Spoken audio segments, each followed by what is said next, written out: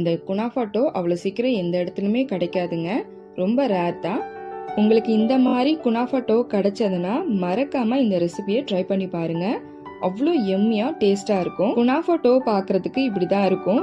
எப்படின்னா இடியாப்பம் மாதிரி நல்ல பேன்ல மட்டும் குனாஃபா நம்ம பட்டர் போட்டு வச்சிருக்கோம்ல, அதை ஃபுல்லா இப்படி வச்சுக்கோங்க. அதுக்கப்புறமா சீஸ், உங்ககிட்ட எந்த சீஸ் கிடைச்சாலும் ஓகே. என்கிட்ட இந்த ஸ்லைட் சீஸ் இருந்தது, ஸோ நான் வச்சுக்கிட்டு அதுக்கு மேலே மறுபடியும் கொஞ்சம் க்ரீம், அந்த செஞ்சிருக்க க்ரீமை போட்டுட்டு அது லேயர் ஃபுல்லாக வெந்ததுக்கப்புறம் இன்னொரு பேன்லேயே அதில் நீங்கள் போடலாம். நான் பாதாம் இருந்ததால அதை துருவி மேலே அப்படி தூவி விட்டுருக்கேன்.